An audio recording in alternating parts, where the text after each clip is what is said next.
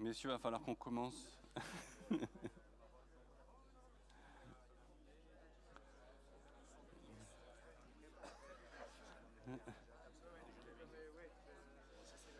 Est-ce que vous voulez bien vous asseoir? On va devoir commencer.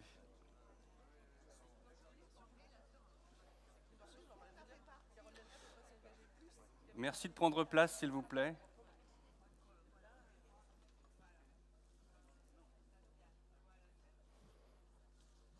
Donc, bonjour, je m'appelle Vincent Boulanger et je vous souhaite la bienvenue à cette nouvelle édition de Energaia, le Forum des énergies. Alors qu'il n'a jamais aussi bien porté son nom, puisque cette année on n'accueille pas un, mais 3 événements. Nous aurons d'abord Energaia, le Forum des énergies, et puis en face se déroulera les rencontres nationales des énergies renouvelables. Et puis demain se tiendra Windustry, les rencontres de l'industrie éolienne qui se tiennent chaque année. Nous avons reçu un discours de la ministre que M. Legevin va nous lire maintenant pour ouvrir cette séance. Je vous prie de prendre le pupitre. Donc, M. Legevin est le président de l'ADEME, l'Agence de maîtrise de l'énergie et de l'environnement, de l'environnement et de la maîtrise de l'énergie, pardon. Et voilà, il va nous lire le discours de Mme Ségolène Royal. Bonjour à tous et à toutes. Madame la vice-présidente de la région Occitanie, monsieur le... Bon, je suis obligé de dire monsieur le président de l'ADEME, je me dis à moi-même, ça fait bizarre, mais ça va nous réveiller. Monsieur le Président du syndicat des énergies renouvelables, Mesdames et Messieurs les élus, Mesdames et Messieurs les représentants des entreprises du renouvelable, j'ai fait du développement des énergies renouvelables dans toutes les filières, vous le savez, une priorité essentielle de la mise en œuvre de la loi de transition énergétique pour la croissance verte qui a été votée en 2015. C'est le développement des énergies renouvelables qui nous permettra de contribuer de façon décisive, avec les économies d'énergie, à l'atteinte des objectifs de lutte contre le changement climatique fixés par l'accord de Paris. J'invite d'ailleurs toutes les entreprises françaises à se mobiliser dans le cadre des coalitions en la matière qui ont émergé à la COP 21. Je pense en particulier à l'Initiative africaine pour les énergies renouvelables, à l'Alliance solaire internationale ou à l'Alliance mondiale pour la géothermie. C'est le développement des énergies renouvelables qui nous permettra de réduire notre dépendance aux énergies fossiles en cohérence avec la stratégie nationale bas carbone. C'est le développement des énergies renouvelables qui nous permettra, dans une vision pragmatique qui n'oppose pas les énergies les unes aux autres, d'atteindre les objectifs de la loi en matière de réduction de la production nucléaire. C'est le développement des énergies renouvelables qui nous permettra de créer des emplois de la croissance verte.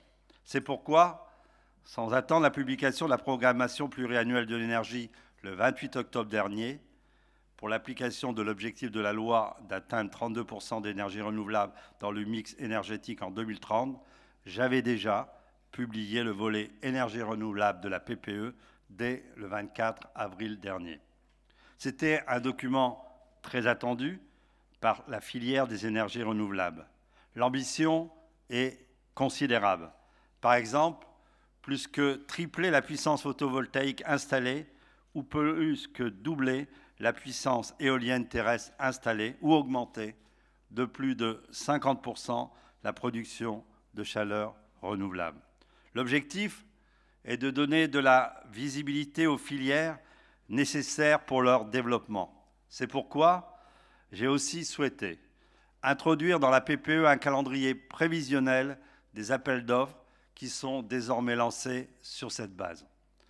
J'ai ainsi lancé cet été 2 appels d'offres pour le développement du solaire de moyenne puissance sur les bâtiments et ombrières de parking et au sol. Je viens aussi de lancer 2 nouveaux appels d'offres pour le développement de l'éolien offshore, pour le développement de l'éolien offshore au large de Dunkerque et d'Oléron, suivant la procédure simplifiée du dialogue compétitif concurrentiel introduite par la loi de transition énergétique pour réduire les délais. Les zones non interconnectés, qui sont des territoires pionniers et forts de nombreux atouts pour le développement des énergies renouvelables, ne doivent pas être en reste. Je reviens ainsi de Corse, où j'ai lancé un nouvel appel à projet, nouvel appel d'offres pour le développement du photovoltaïque avec stockage et un appel d'offres pour l'autoconsommation complémentaire à celui que j'avais déjà lancé sur le continent. Pour chacun d'eux, une partie du volume qui fait l'objet d'un allotissement territorial permettant à chaque zone d'atteindre les objectifs prévus dans la PPE. La chaleur est également un levier important du verdissement de notre mix énergétique. À Arras, vendredi dernier, j'ai dit tout l'attachement que je porte au développement des réseaux de chaleur vertueux pour atteindre là aussi les objectifs de loi relative à la transition énergétique. 38% de chaleur renouvelable dans notre consommation finale de chaleur. Multiplié par 5 la quantité de chaleur renouvelable d'ici 2030 grâce à la mobilisation des territoires et notamment les 400 territoires à énergie positive pour la croissance verte, acteurs majeurs du développement des énergies renouvelables en France. J'ai ainsi annoncé le lancement d'un appel à mobilisation pour inciter les communes de plus de 10 000 habitants à développer des réseaux de chaleur. Le gaz renouvelable est enfin une priorité pour l'injection dans les réseaux de gaz ou pour la mobilité propre, de même que les biocarburants avancés dont j'ai inauguré une usine pilote à Dunkerque vendredi. La PPE prévoit ainsi l'objectif de 800 TWh de biométhane injecté, biométhane injecté dans les réseaux en 2023 et une ordonnance a été prise en avril pour permettre des appels d'offres afin d'atteindre ces objectifs. Pour conforter cette visibilité, la stabilité du cadre réglementaire et le maintien du dispositif de soutien aux énergies renouvelables sont indispensables. C'est la position que je défends fermement dans le cadre de la révision de la directive énergie renouvelable et j'ai d'ailleurs écrit à plusieurs reprises au commissaire européen pour réaffirmer ces positions. Cette mobilisation porte ses fruits puisque je suis heureuse de vous annoncer qu'à l'issue d'intenses discussions, j'ai obtenu ce lundi, pour l'anniversaire de l'accord de Paris, l'approbation par la Commission européenne de 4 arrêtés tarifaires qui sont donc publiés ce matin au journal officiel pour les petites installations de méthanisation de moins de 500 kW, les installations hydroélectriques de moins de 1 MW, les installations de géothermie et le basculement des installations éoliennes terrestres au complément de rémunération pour l'année 2016. Cette mobilisation va se poursuivre avec la même ténacité pour fixer au plus vite le cadre tarifaire de l'éolien terrestre pour 2017. La filière éolienne sera soutenue par un complément de rémunération pour les petits parcs éoliens et par des appels d'offres. Les parcs jusqu'à 6 éoliennes seront soutenus par un complément de rémunération. Je m'apprête à communiquer à la Commission européenne un projet là aussi d'arrêté tarifaire qui sera examiné ce vendredi au Conseil supérieur de l'énergie afin qu'il puisse entrer en vigueur dans les meilleurs délais. Je lancerai aussi prochainement un appel d'offres sur 3 ans avec 2 dépôts de projets par an pour le développement de l'éolien terrestre. De nombreux textes d'application de la loi de transition énergétique permettent d'accompagner la réalisation de ces objectifs en simplifiant les procédures et en favorisant le développement des énergies renouvelables. La simplification des appels d'offres par décret du 18 février 2007, qui réduit des délais de procédure à 6 mois, le développement de l'autoconsommation d'électricité dans le secteur agricole au travers de l'appel d'offres autoconsommation sur les bâtiments industriels, tertiaires et agricoles, que j'ai lancé début août, et la mise en place d'un cadre juridique de l'autoconsommation avec l'ordonnance du 27 juillet 2016. L'encadrement des délais de raccordement, limité à 18 mois pour les installations de production renouvelable jusqu'à 12 MW assorties de pénalités en cas de retard. Une réduction des coûts de raccordement au réseau de distribution électrique supporté par les producteurs d'énergie renouvelable qui sera examiné au Parlement à partir du 21 décembre prochain. Et le développement de 1000 km de routes solaires. J'ai lancé de ce fait les travaux d'un premier kilomètre démonstrateur dans l'Orne, le 24 octobre 2016, que j'inaugurerai le 22 décembre prochain. Enfin, le développement de l'innovation.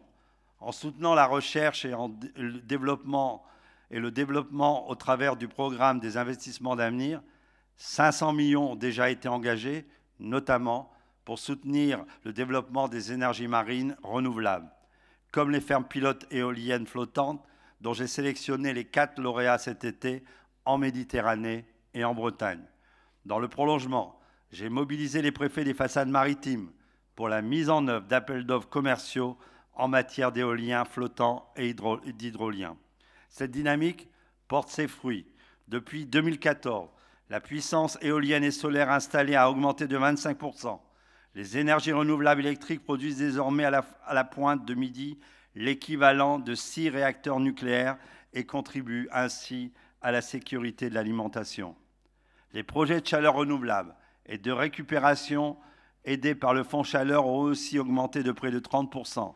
Au total, le Fonds Chaleur a ainsi permis d'accompagner près de 4000 opérations d'investissement pour un montant total de 1,4 milliard. Ces résultats se traduisent en termes de création d'emplois et de croissance verte. Au 31 décembre 2015, la filière éolienne comptait près de 15 000 emplois sur le territoire français et 800 sociétés actives dans le secteur. En 2015, la croissance des emplois éoliens a atteint plus 15,6% par rapport à 2014, avec près de 2000 créations d'emplois supplémentaires. Par rapport à 2013, les emplois éoliens ont cru de 33,3%, soit 3620 emplois supplémentaires. Les 70 entreprises sélectionnées dans le cadre de la démarche Windustry du syndicat des énergies renouvelables, qui se réunira ce jeudi, en sont une illustration que je veux là aussi saluer, avec un chiffre d'affaires global de plus de 2,2 milliards d'euros et plus de 12 000 emplois dans leur marché d'origine. En conclusion, je veux remercier les acteurs économiques et leurs territoires représentés ici pour leur mobilisation exemplaire en faveur du développement des énergies renouvelables. Vous êtes les fers de lance de la transition énergétique, de la croissance verte et de la mise en œuvre de l'accord de Paris sur le climat. Je veux vous assurer de toute ma détermination à défendre les filières d'énergie renouvelable et le droit des États à piloter leur mix énergétique pour consolider et accélérer et réussir cette dynamique. Merci beaucoup.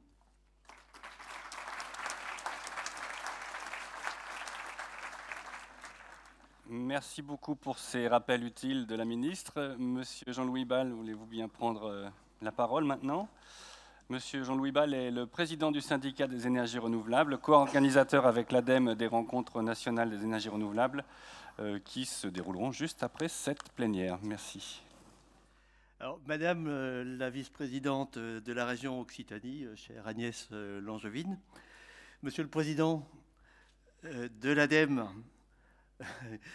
cher Bruno Légevin, Monsieur le président d'Hérault Énergie, cher Monsieur Rigaud, Mesdames et Messieurs les élus, Mesdames et Messieurs, en ouverture de ces premières rencontres des énergies renouvelables entre entreprises et collectivités qui se déroulent en parallèle du salon Energaia, je voudrais commencer par remercier les partenaires de cette organisation sans lesquels elle n'aurait pas été possible. Donc je pense en premier à l'ADEME et à la Fédération nationale des collectivités, des régies et collectivités concédantes. Je pense également donc à Amorce et au Clair. Je voudrais commencer par vous retracer un peu le contexte international du développement des énergies renouvelables.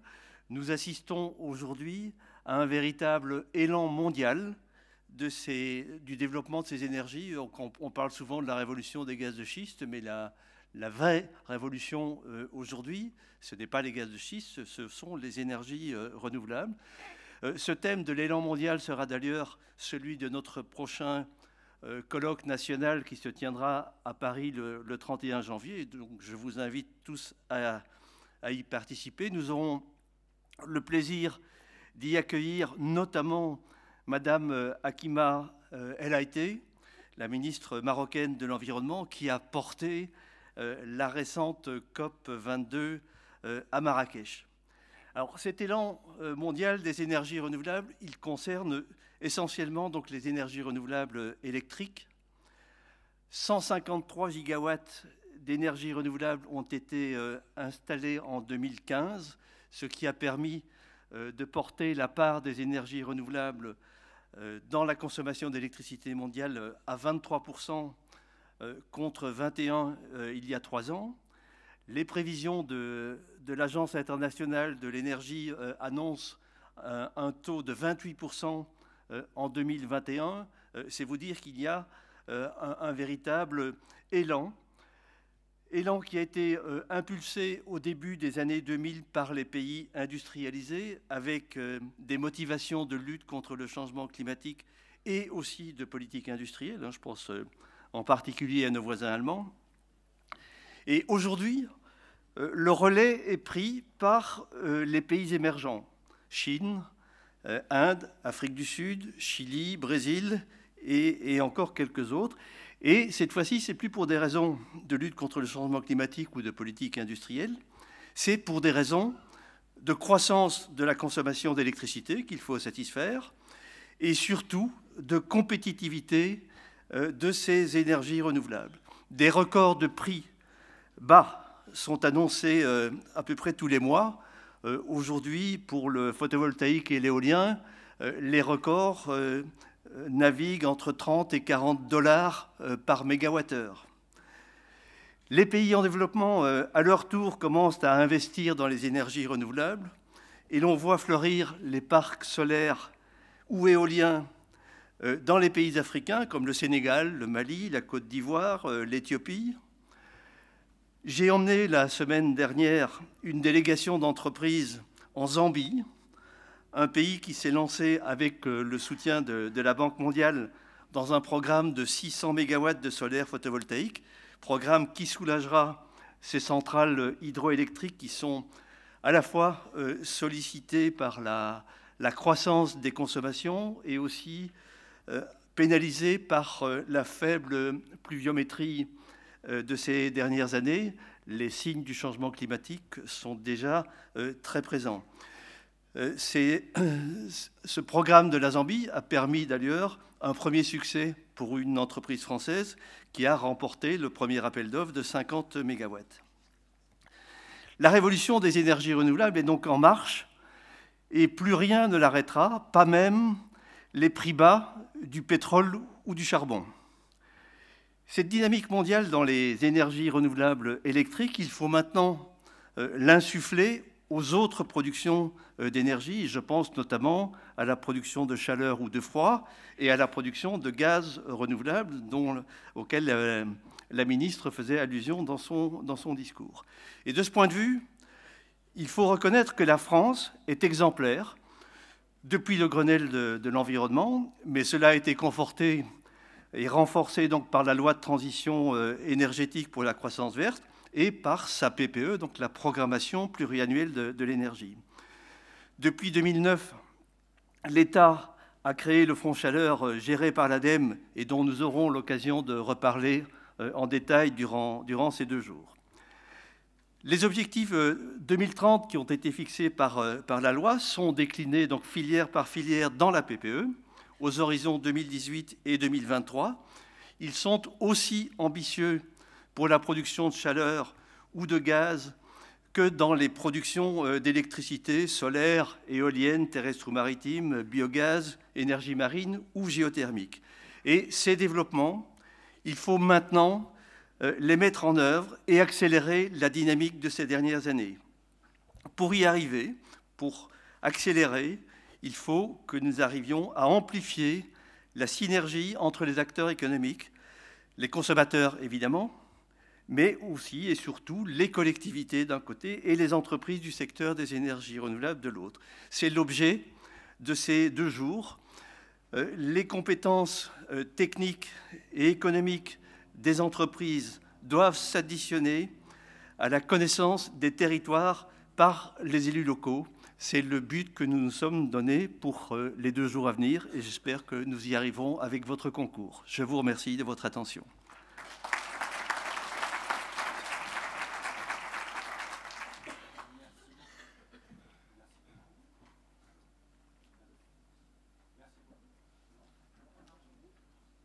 J'ai pas de micro, j'ai un micro, merci beaucoup. Monsieur Jacques Rigaud, je vais vous demander d'aller au pupitre. Monsieur Rigaud est le vice-président de la FNCCR, la Fédération nationale des collectivités concédantes et régies. Et la FNCCR est aussi partenaire de l'organisation des rencontres nationales des énergies renouvelables. Monsieur Rigaud, à vous la parole. Madame la vice-présidente de la région Occitanie, Monsieur le président de l'ADEME, Monsieur le président du syndicat des énergies renouvelables, Mesdames, Messieurs les élus, Mesdames, Messieurs les entrepreneurs, les directeurs ici présents, tout d'abord, permettez-moi, en tant que Héroltais, de vous souhaiter la bienvenue à Montpellier et dans ce département de l'Hérault et dans cette région Occitanie. Et puis donc vous dire que je souhaite tout d'abord vous exprimer les regrets du président de la Fédération nationale des collectivités concédantes et régies, la FNCCR, le sénateur Xavier Pintard, retenu à Paris. Il m'a demandé de le représenter lors de ces rencontres nationales du syndicat des énergies renouvelables en ma qualité de président d'Hérault Énergie, syndicat mixte d'énergie du département de l'Hérault. Je vous donne donc lecture du message qu'il avait prévu de vous adresser, auquel je m'associe totalement. La transition énergétique est une nécessité pour la lutte contre le changement climatique. Mais elle est aussi une superbe opportunité pour les territoires. La Fédération et Hérault Énergie, comme nos collègues élus des autres autorités organisatrices de la distribution d'énergie, le mesurent chaque jour. La transition énergétique est sans doute le meilleur levier de développement local. Elle fait converger l'efficacité économique, la qualité environnementale, la solidarité sociale et territoriale. Ces rencontres nationales des énergies renouvelables en sont l'illustration. Elles font la part belle aux initiatives locales. Tout n'est pas simple. Le développement des énergies renouvelables a lieu dans un contexte très évolutif et il reste de nombreuses difficultés à résoudre. Mais nos collectivités s'y impliquent de manière de plus en plus résolue et ce dynamisme contribue à répondre aux objectifs fixés par la France. Premièrement, augmentation à l'horizon 2030 de plus de 70% de la capacité en énergie renouvelable électrique et de 50% de production de chaleur renouvelable. Dans ce cadre, les réseaux électriques devront réussir leur grande mutation vers le smart grid. L'enjeu est d'absorber dans les meilleures conditions les injections de plus en plus massives issues de sources renouvelables. Le développement de la mobilité propre sera un autre bras de levier pour la promotion des énergies renouvelables. Elle assurera une part croissante de l'alimentation énergie des infrastructures de recharge de véhicules électriques ainsi que des stations de gaz naturel pour véhicules. Un GNV qui sera de plus en plus bio-GNV. Et je vous invite à consulter le guide écrit récemment par GRDF et la Fédération à ce sujet. Les autorités organisatrices de la distribution d'énergie s'impliquent actuellement très fortement dans un développement massif des infrastructures de charge de véhicules électriques sur l'ensemble du territoire. Comme on le verra ce matin dans un atelier qui sera consacré à ce sujet après la table ronde plénière. Enfin, la loi sur la transition énergétique qui nous lance un vrai défi en prévoyant une multiplication par 5 de la chaleur renouvelable livrée par ces réseaux d'ici 2030. Les réseaux de chaleur sont donc amenés à se développer et je m'en réjouis car ils illustrent parfaitement l'adéquation entre énergie renouvelable et énergie locale. Enfin, je ne peux manquer de rappeler ici qu'en s'engageant aux côtés du CER pour des rencontres nationales, la Fédération a souhaité souligner que les énergies renouvelables sont aussi un terreau très fertile pour le développement de partenariats entre les collectivités publiques et les professionnels de ce secteur. partenariat économiquement prometteur en termes de création d'emplois et d'activités.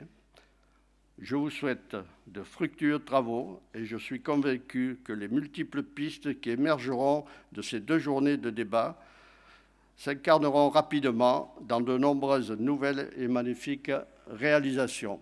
Je vous remercie.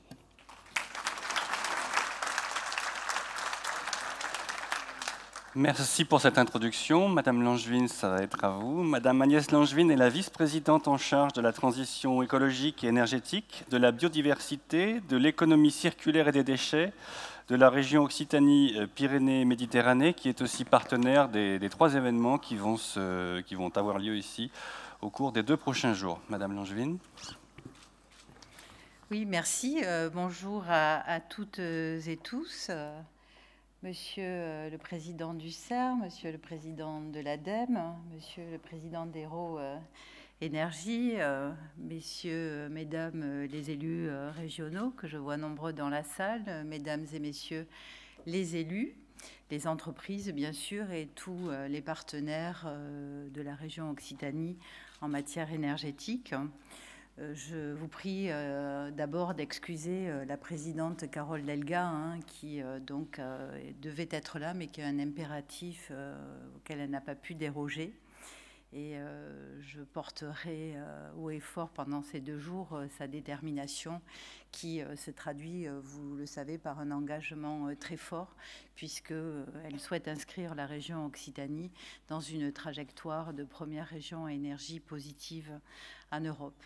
Donc, je suis heureuse d'accueillir lors de cette 10e édition d'Energaia le CER, bien sûr, l'ADEME, la Fédération, pour une édition, un périmètre assez exceptionnel, puisque pendant ces 2 jours vont se tenir à la fois les premières rencontres nationales des énergies, Windustry, demain, cela a été évoqué, les premières assises régionales de l'énergie pour dérouler la feuille de route de région à énergie positive, avec, je dois le dire, un franc succès, puisque nous avons recueilli plus de 5000 inscrits et 70 exposants.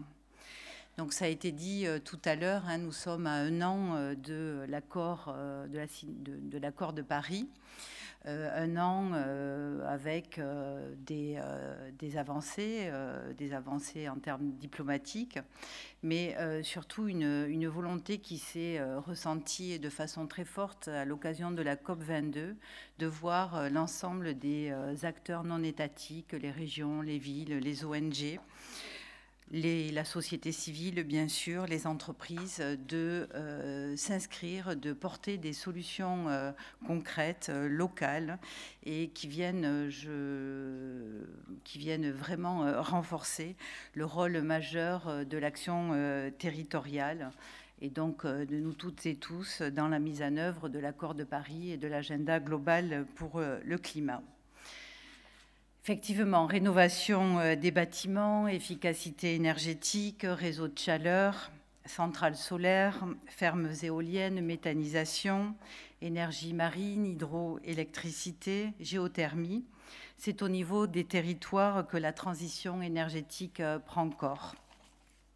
Et le législateur ne s'y est pas trompé en inscrivant dès le premier article de la loi pour la transition énergétique cette dimension territoriale, et bien sûr en confiant aux régions le chef de fila en matière d'air, de climat et d'énergie. En effet, quand on pense énergie au niveau national, on pense grands groupes avec lesquels les décideurs politiques et leurs conseillers sont familiers. Alors qu'au niveau territorial, l'énergie est synonyme de valorisation de ressources locales, de circuits courts énergétiques, de revitalisation des communes rurales, d'agriculture, de forêt, d'habitat et de transport, bref, d'aménagement du territoire, d'emploi, de qualité de vie des habitants. C'est la raison pour laquelle, je le disais tout à l'heure, la présidente de la région Occitanie, Carole Delga, qui a été élue il y a 1 an, donc vous voyez bien combien nous avons avancé vite dans la mise en œuvre de nos politiques. Donc Carole Delga a fait de la transition écologique et énergétique une grande priorité régionale. Cet engagement est désormais gravé dans le marbre des délibérations de l'Assemblée régionale, puisque nous avons voté le 28 novembre dernier un rapport cadre inscrivant l'Occitanie dans la trajectoire d'une région à énergie positive. C'est un objectif ambitieux, bien sûr, au regard de la pression démographique que connaît notre région. Nous accueillons chaque année plus de 50 000 nouveaux habitants, ce qui nous placera dans 6-7 ans au 3e rang des régions françaises en termes de population. Mais plus qu'un objectif ambitieux, c'est avant tout un choix responsable, un choix vital pour la planète, bien sûr, un choix dicté par l'urgence climatique dont les impacts se font déjà lourdement sentir dans nos territoires. C'est aussi, vous le savez, un enjeu fort, une réelle opportunité pour dynamiser notre économie, réduire la facture énergétique des entreprises, des collectivités, mais aussi des ménages. Nous rencontrons en Occitanie des difficultés de précarité énergétique puisque 12% des ménages en Occitanie sont en situation de précarité énergétique. Alors bien sûr, pour mettre en œuvre cette feuille de route énergétique, nous ne partons pas de rien pour atteindre ces objectifs. Nous sommes la 2e région en termes de production d'énergie renouvelable et nous couvrons d'ores et déjà 38% de nos besoins en électricité. Nous avons été une région pionnière en matière de solaire, avec par exemple le four solaire ou la centrale Thémis dans les Pyrénées-Orientales, en matière d'éolien avec la première implantation d'éoliennes dans l'Aude, et nous entendons le rester. Comme en témoigne d'ailleurs, ça a été rappelé dans le discours de la ministre tout à l'heure, les 2 premières implantations de fermes expérimentales pour l'éolien flottant, au large de Gruissant et de Leucate, le Barcarès, ou encore la récente labellisation Occitanie Territoire Hydrogène avec le projet HyPort porté par notre agence économique et d'innovation Madeli, en partenariat bien sûr avec les industriels de la région, l'ADEME et le pôle de compétitivité d'Herbie. Nous sommes également partenaires d'EDF pour nous doter d'un corridor franco-espagnol d'une dizaine de stations hydrogène. Donc, je l'ai dit, la région Occitanie dispose de nombreux atouts. Des atouts d'abord liés, bien sûr, à la qualité de ses gisements, des gisements solaires, vent, eau, biomasse. Des atouts liés au tissu riche des PME, PMI, industrie, souvent des PME qui ont été pionnières et qui sont aujourd'hui leaders des ENR. Et bien sûr, un bassin, ces PME, PMI qui nous permettent d'avoir un volant d'emploi qui s'élève à 15 000 en région. Des atouts, enfin, liés à la qualité de nos formations, avec les universités de Toulouse, de Montpellier, de Perpignan, l'INSA Toulouse et la récente école d'ingénieurs Sup-ENR à Perpignan, l'école des mines d'Alès, l'école des mines d'Albi, les plateformes aussi Proxibat et Qualité ENR pour accompagner la montée en compétences de nos entreprises. Donc, nous avons voté, je le disais, notre feuille de route pour faire de cette région une région à énergie positive. C'est une délibération cadre qui, effectivement, fixe un cap, mais qui aussi décrit une démarche, d'abord une démarche d'élaboration du scénario ou des scénarios qui nous permettront d'atteindre ces objectifs. Et bien évidemment, nous allons nous entourer d'experts pour avoir un scénario le plus efficient et le plus efficace possible. C'est un enjeu important, hein, sans une simple modélisation, sans intégrer la pression démographique, le changement climatique, les ruptures technologiques ou l'évolution du prix de l'énergie. Cette feuille de route nous amène à diviser par 2 la consommation d'énergie par habitant et a augmenté de 250% notre production d'énergie renouvelable. Donc vous voyez le pas que nous avons à franchir, mais nous ne le vivons pas comme une contrainte, mais bien sûr nous le prenons à bras le corps avec enthousiasme parce que c'est un défi majeur, comme je le disais tout à l'heure. Pour accompagner donc la mise en œuvre de cette feuille de route, qui bien sûr s'appuiera sur ses deux jambes avec le volet efficacité énergétique, massification de la rénovation de l'habitat et développement des ENR. Donc pour accompagner et mettre en œuvre cette feuille de route, nous travaillons à la création d'une agence énergie-climat qui sera l'opérateur financier unique à l'échelle du périmètre Occitanie. Donc une agence climat-énergie qui sera élaborée, travaillée sous l'égide de Thierry Cottel, qui est conseiller régional et qui est actuellement le président de MPUI. Et donc il a pour mission de mettre sur pied cette future agence au 1er janvier 2018. C'est une agence qui a vocation bien sûr à massifier la rénovation énergétique des bâtiments, à développer les ENR et à mobiliser l'ensemble des outils financiers et véhicules financiers dont nous avons besoin pour accompagner cette transition énergétique. Nous présenterons au cours des assises régionales de l'énergie qui s'ouvriront cet après-midi un peu plus en détail, bien sûr, les étapes, les points d'étape de cette feuille de route de transition énergétique.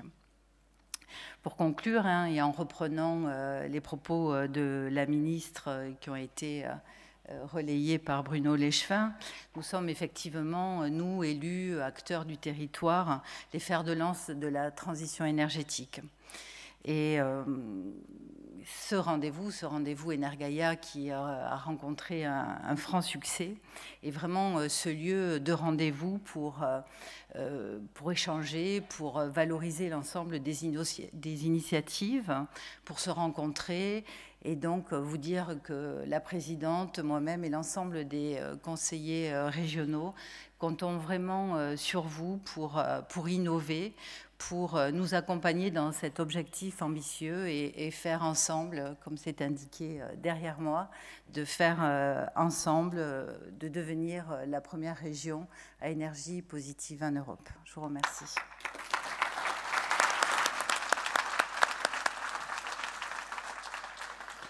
Merci beaucoup. Donc, il nous reste quelques minutes pour passer à une seconde séquence, une espèce de petite table ronde où je vais pouvoir compléter, où vous allez pouvoir compléter votre propos introductif, une sorte de regard croisé sur la transition énergétique en cours.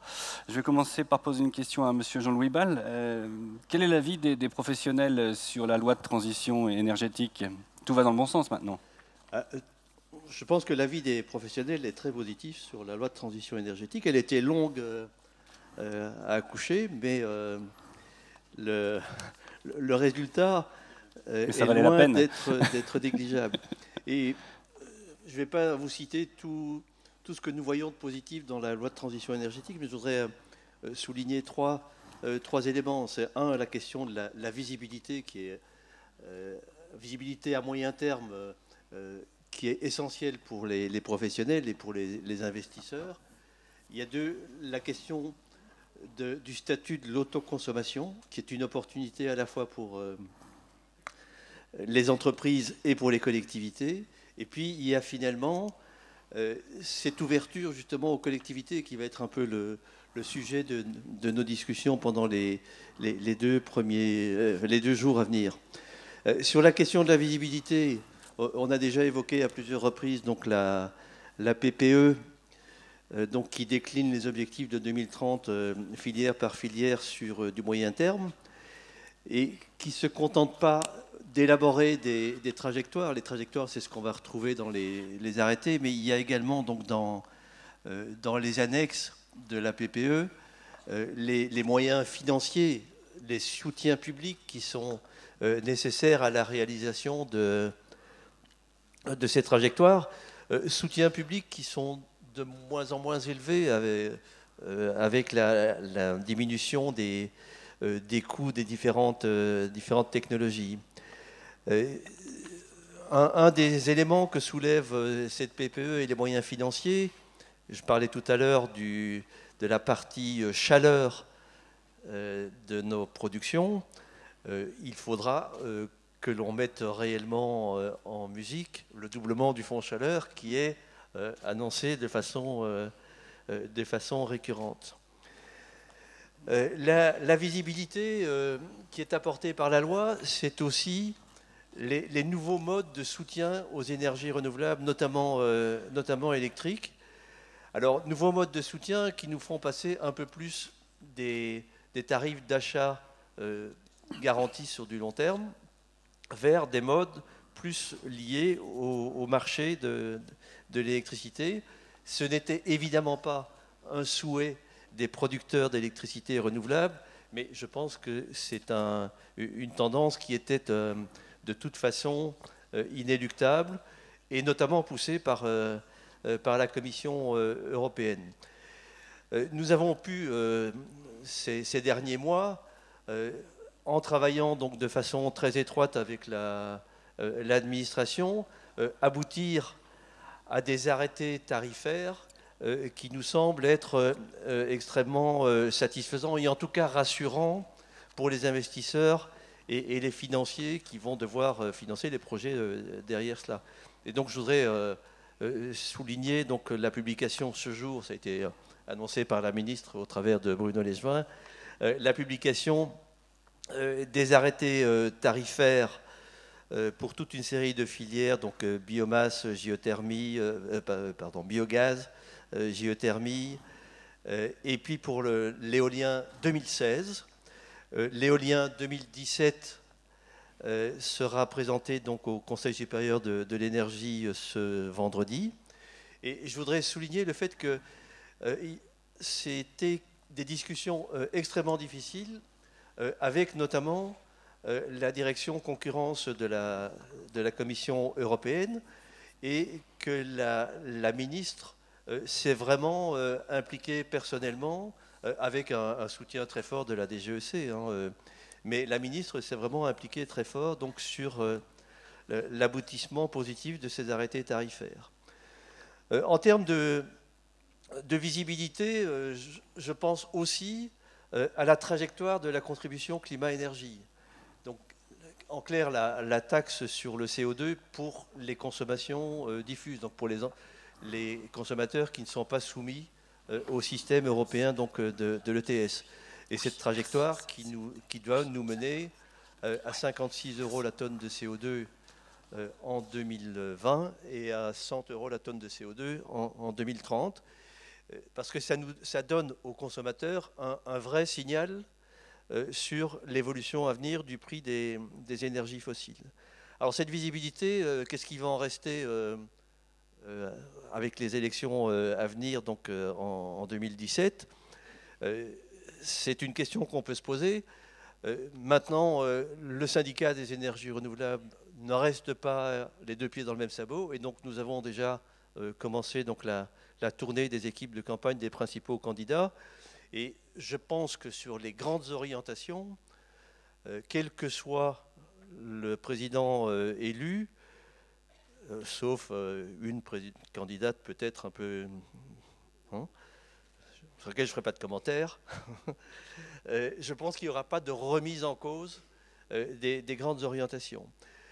Cette visibilité, on aura aussi à la conforter avec la pression européenne. De plus en plus, les décisions qui nous concernent dans le domaine de l'énergie seront dictées par ce qu'on a appelé le Winter Package ou le paquet énergie propre de la Commission européenne. Donc on aura un travail avec les autorités françaises à mener donc, auprès de l'ensemble des institutions européennes, donc aussi bien la Commission, le Conseil de l'Europe et le Parlement.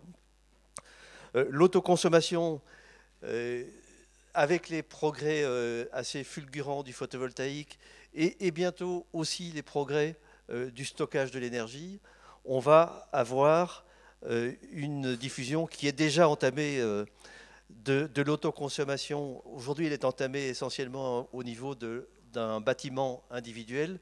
On devrait voir fleurir suivant le statut qui sera défini, qui est en cours de définition actuellement de l'autoconsommation, l'autoconsommation dite collective. C'est aussi un des grands chantiers auxquels on va s'atteler, donc on s'attelle déjà pour le moment, de façon à définir à quel niveau on peut remonter donc dans l'autoconsommation collective. Et finalement, il y a l'ouverture aux collectivités, on l'a déjà tous souligné ici. Moi, je voudrais encore, pour conclure, rappeler à quel point la synergie entre entreprises et collectivités va permettre de massifier les développements donc, des énergies renouvelables et de la maîtrise de l'énergie. Je pense qu'on aura l'occasion de reparler des collectivités au cours des 2 jours. Monsieur Léchevin, vous avez été la voix de la ministre, si je puis dire, en introduction de cette conférence. Ça m'arrive parfois. Vous avez rappelé... raccord, donc c'est pas une grosse difficulté. Vous avez rappelé toutes les actions déjà entreprises. Est-ce que pour l'ADEME, toutefois, il y a des priorités pour massifier davantage le développement, alors pas seulement des énergies renouvelables, mais aussi des économies d'énergie peut-être? Déjà dire, pour répondre à votre question, que je ne peux que me réjouir, ça a été largement annoncé par la vice-présidente Agnès, de l'engagement de la région sous l'égide de la présidente Carole Delga à être la première région à énergie positive. Évidemment, l'ADEME, on va soutenir, on va accompagner. J'ai eu l'occasion d'échanger sur la question avec Carole loin d'ici, puisque c'était la semaine dernière à Osaka, au Japon.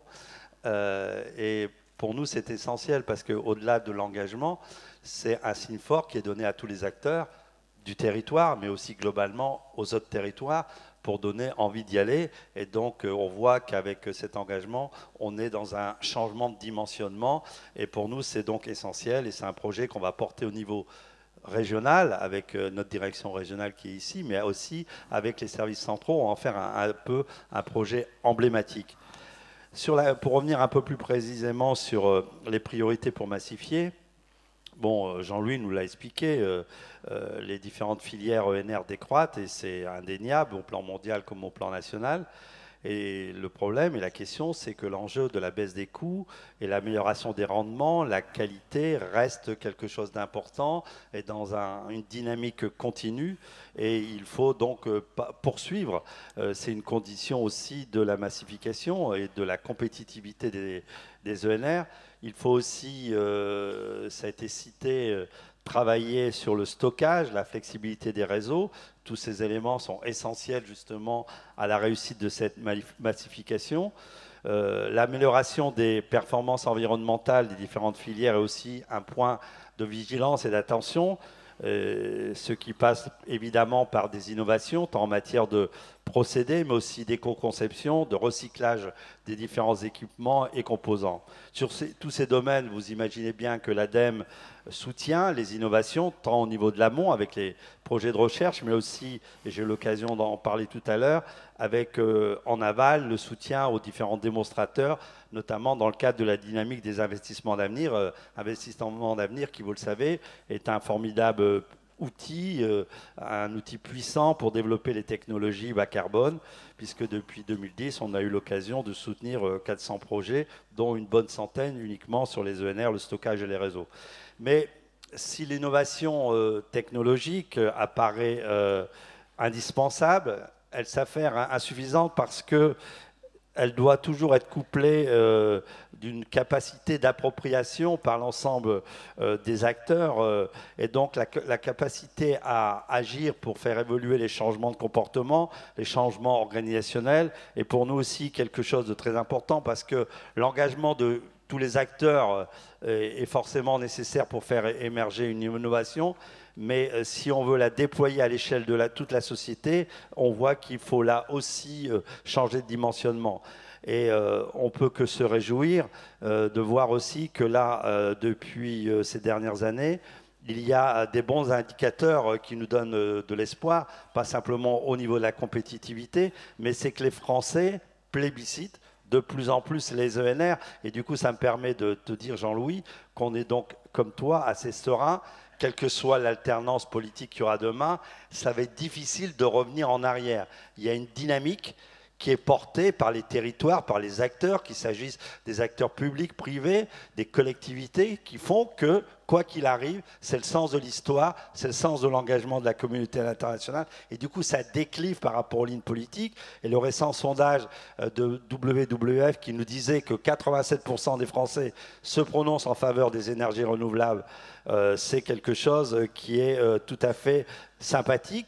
À nous, donc, parce qu'il faut aussi voir les côtés un peu plus difficiles, il y a encore des résistances, à nous de faire progresser notre capacité à l'acceptation sociale des différents projets, parce que sans acceptation sociale, il n'y a pas de dynamique et de généralisation. Et donc la concertation, le dialogue, le débat, l'association avec les citoyens est de ce point de vue-là essentiel. Accélérer la transition énergétique, c'est aussi rendre acteur cette transition tout le monde. Embarquer tout le monde, c'est aussi un des enjeux de cette loi de transition énergétique qui est un projet de société qu'il nous faut tous et chacun faire émerger. D'ailleurs, de ce point de vue, la loi de transition énergétique introduit des nouveaux dispositifs pour rendre les territoires et les citoyens davantage acteurs de l'énergie, et notamment la possibilité qui est faite aux collectivités d'entrer notamment dans le capital des sociétés d'énergie renouvelable ou aux citoyens de financer eux-mêmes des projets de production ENR.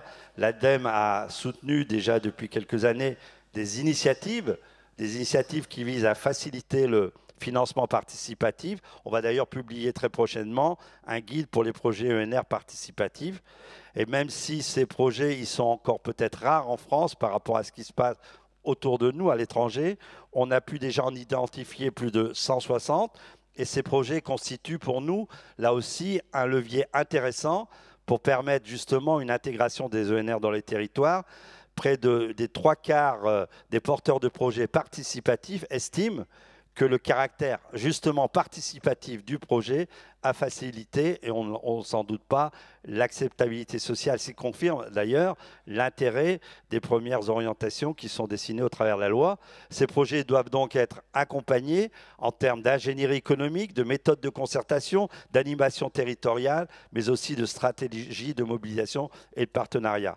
Donc les associations de promotion et d'animation des ENR participatives, pour nous, constituent à ce titre un aimant clé pour favoriser le développement de ces projets et donc d'aller progressivement vers la massification. Merci beaucoup. Le micro, s'il vous plaît. Merci. Territoire et collectivité, je vais plutôt m'adresser la question à M. Rigaud. Les mots ont été lâchés. Comment les collectivités peuvent-elles s'impliquer dans la transition énergétique et quelle est la complémentarité entre les différentes strates territoriales? Bien, donc moi déjà, quand je représente la fédération, vous dire qu'aujourd'hui, la fédération travaille justement parce que sur l'opportunité, puisque c'est une véritable révolution aujourd'hui. Donc, il faut mettre en place, je dirais, des conventions. Et actuellement, la fédération travaille avec EDF, avec Enedis, sur le nouveau contrat de concession. Donc là, il était très, très important de pouvoir introduire dans ce nouveau contrat de concession le développement durable, les branchements, et aussi des données importantes que détiennent EDF ou Enedis. Je pense qu'il est important qu'elles soient communiquées aux syndicats pour pouvoir ensuite travailler avec les collectivités locales, parce que souvent ces collectivités locales et les petites collectivités n'ont pas les moyens techniques, n'ont pas les agents qualifiés pour pouvoir déterminer réellement où en sont la consommation, y a-t-il des économies. Donc ça, c'est un peu le rôle de la fédération. Et puis également, nous devons nous appuyer sur les actions menées par la région. Ça a été dit, il y a des plans régionaux, il y a des plans départementaux. Et tout ça, il faut le mettre un peu, je dirais, en musique, peut-être en musique. Et ça, la fédération s'y emploie également. Et en 2017, va sortir à l'attention des syndicats synthèse, hein, une synthèse de toutes ces actions que peuvent mener aujourd'hui, que l'on mène aujourd'hui sur les collectivités. Voilà ce qu'on peut dire au niveau de la fédération. Il y a bien d'autres actions, hein, parce que des actions fortes, en contact bien sûr avec le ministère, en contact avec l'ADEME, mais ça c'est vraiment le rôle aussi de l'administration et du président Pentard. Concernant la deuxième question, je vais peut-être prendre quelques exemples que nous avons pu mener, nous, sur le territoire de l'Hérault, mais qui aussi se pratiquent dans d'autres territoires. Par exemple, nous travaillons depuis plus de 10 ans avec l'ADEME, et en particulier en direction des petites collectivités, puisque je rappelle toujours que le département de l'Hérault, c'est 343 communes, mais il y en a 320 ou 330 qui sont des communes rurales, donc vraiment rurales. Parfois des communes de l'ordre de 150 habitants ou 200 habitants, dont elles ont besoin justement d'Hérault Énergie pour les accompagner. Donc nous les avons accompagnés sur les bâtiments, des diagnostics des bâtiments. Cela a permis de faire des économies importantes puisqu'on diagnostique et ensuite on préconise des travaux à réaliser dans les 2 ans, dans les 5 ans. Comme ça, il peut y avoir des plans quinquennales menés. Également, nous avons travaillé sur l'éclairage public. Il y a près de 150 communes d'Hérault Énergie. Aujourd'hui, un diagnostic également de tout ce territoire qui a permis de dire, voilà ce qui se passe chez vous au niveau de l'électricité, puisqu'on sait que l'électricité de l'éclairage public, la consommation, pardon, c'est de l'ordre de 40% dans une commune. Donc il faut essayer de réduire, et là on est arrivé à réduire dans certaines communes de l'ordre de 3 fois moins au prix du prix. Voilà. Et puis, je ne veux pas être trop long, mais on a travaillé aussi sur les regroupements. Je pense par exemple sur les bornes, hein, sur les bornes électriques. Il va y en avoir 100 dans le département de l'Hérault. Il va y en avoir 1000 sur Occitanie, hein, sur la région Occitanie. Là, c'est une action que nous avons menée entre 8 syndicats, la métropole de Toulouse et la métropole de Montpellier. Donc, vous voyez, toutes ces actions font que l'on peut accompagner les collectivités. Ça a été évoqué aussi concernant les petites entreprises, hein, les sociétés d'économie mixte, également au niveau d'Hérault Énergie. Nous avons pris des actions dans une société d'économie mixte pour justement les accompagner à ce développement, à ce travail. Voilà, toutes ces actions sont conjuguées, mais je n'oublierai pas toujours, parce qu'il faut en parler. Au niveau des financements, c'est la difficulté. Nous avons nos partenaires, qu'ils soient la région, qu'ils soient le département, qu'ils soient l'ADEME. Mais vous savez, pour nos petites collectivités, le plus difficile, ce n'est pas de sortir les aides de l'ADEME, des départements ou de la région. Le plus dur, c'est de sortir les 20 ou les 30% d'un budget principal. Donc c'est là aussi où il faut peut-être avoir une vraie réflexion pour peut-être accompagner davantage, et en particulier les communes rurales. Parce que sans vouloir, on ne va pas mettre la guerre entre les grandes villes et les petites villes, mais je pense que là aussi, c'est très très important. Par contre, on arrive, vous avez pu, on arrive à travailler les métropoles, puisque nous avons travaillé Toulouse et Montpellier. Voilà ce que moi je peux dire, mais on peut être les syndicats peuvent être un acteur très important, avec GRDF également, il faut y penser, au gaz naturel. Je pense que là aussi, c'est aussi un avenir. L'électricité, on peut l'économiser. Le gaz, on peut le stocker. L'électricité, encore, nous avons du mal à le stocker. Donc là aussi, c'est des vraies réflexions.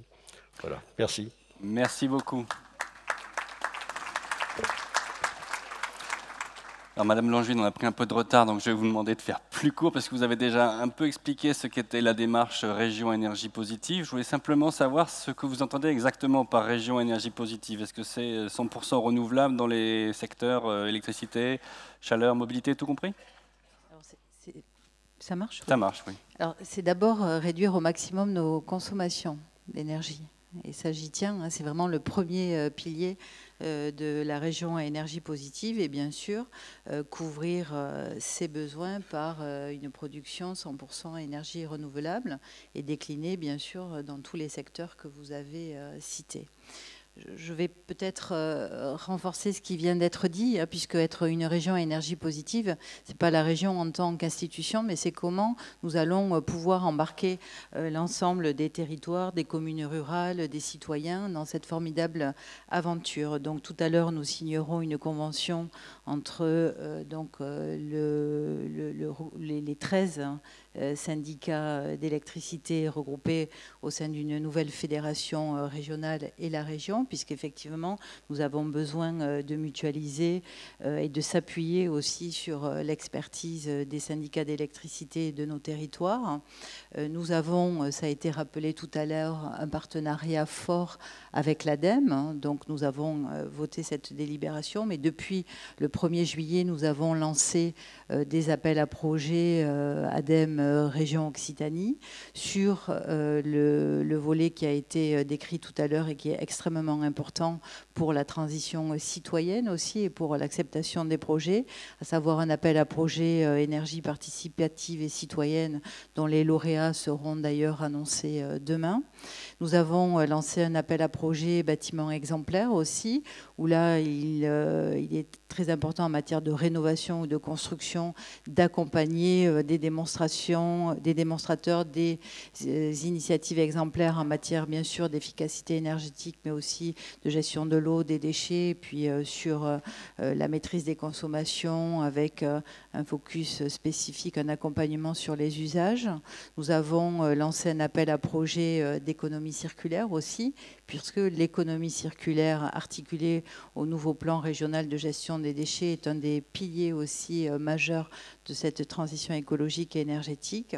Et enfin, et c'est inscrit dans la délibération cadre sur la région à énergie positive, parce que à mes yeux, elle symbolise aussi l'évolution, voire la révolution que nous connaissons sur le modèle énergétique. Nous passons, vous le savez, d'un modèle centralisé à un modèle décentralisé.